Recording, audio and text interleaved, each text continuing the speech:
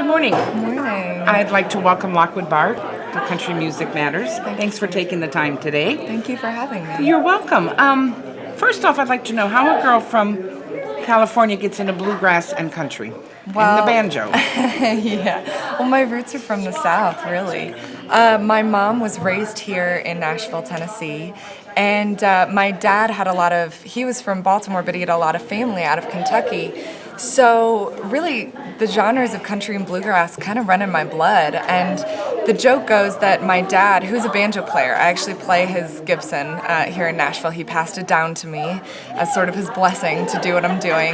But he jokes that he knew he wanted to marry my mom because he walked into her apartment and saw a banjo sitting there. And when my mom was in her early 20s, she actually played professionally some and even backed up the Dillards and John Hartford, and so I was raised around it, and I've always loved Nashville and known I wanted to end up here. Now explain the meaning of your name, Lockwood. That's a very unusual first name. Could you give us a history to that?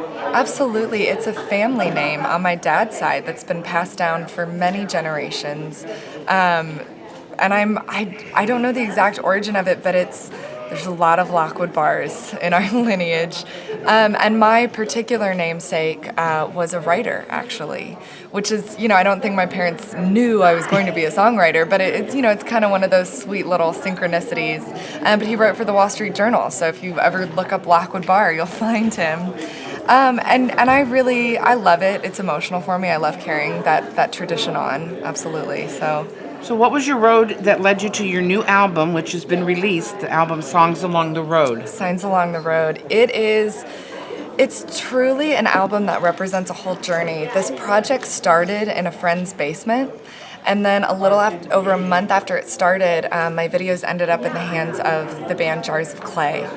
And they really took me under their wing in all sorts of ways, helped me do some shows, talk about who I wanted to be as an artist, and their guitarist, Matt Odemark, ended up producing the album, and he heard what I had started a month prior and was like, no, I think where you're going as an artist is different. I think we need to hit the reset button and go full force with this. And then shortly after I began working with Matt, I found out I was selected to be in the CMA Festival last year for the very first time. And that was really such a gift because we had just started the album, so we decided to release 2 singles, and then fans got really invested, and they started coming to more shows and staying in touch with me afterwards and saying, oh, is this song going to be on the album, or this one's my favorite, I really loved this one at this show. And so that kind of, changed the whole course of the recording process. So it's really exciting to be able to return to the festival a year later and to give this project back to the fans that were really such a big part of making it. And so we're doing this early release. The full-fledged release of the record will be next month, but we have special copies here for the festival that are early release physical copies just for the CMA fans. So it's really, my heart is full. I don't know how else to describe it. It's really special. Now, you were selected as an emerging artist for 2016 Yes. CMA Fest.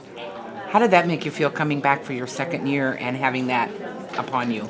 I was shocked, and I was honored, and I was excited. I think those are the 3 words because, country music fans are loyal truly to the whole genre and want to see their artists do well.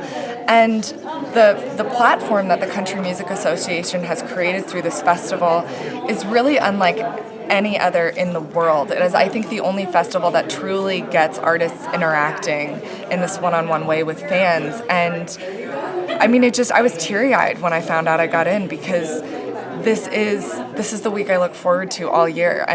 Next hour I'll be upstairs with fans talking about my new album. It's spectacular. I'm so grateful to CMA and to all the listeners and fans that came out. It's amazing.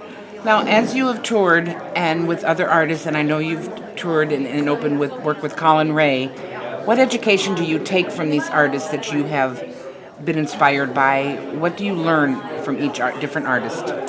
All sorts of things. There's the performance component where I observe how seasoned these artists are on stage and how easy and comfortable their interactions with the audiences are, and also with their own bandmates on stage.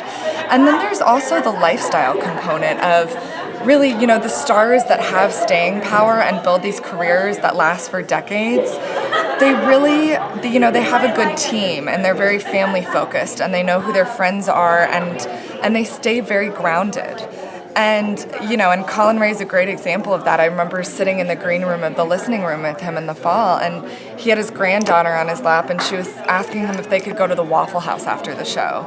And then he hops up on stage and is a superstar and is totally at home on stage. And so I think I've really learned that it's the combination of the two that makes it magic. Okay. So, what's in store for the rest of this year?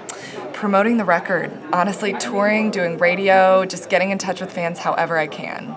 Well, Lockwood, we totally appreciate your time today. Enjoy the rest of the festival and have a great year. It's great to talk Thank to you all. Thanks. Let's hope this worked. If not, do you have a card? Your card? Yes, I'll run it back over here in 1 second, and I will, once I go back down and I find everybody, I'll let them know that if they have time to squeeze someone in. Okay, I'll tell you who I have. I will be back in 1 second. Okay, honey. Okay. There is a code. Okay, but I don't know if you can hear me though.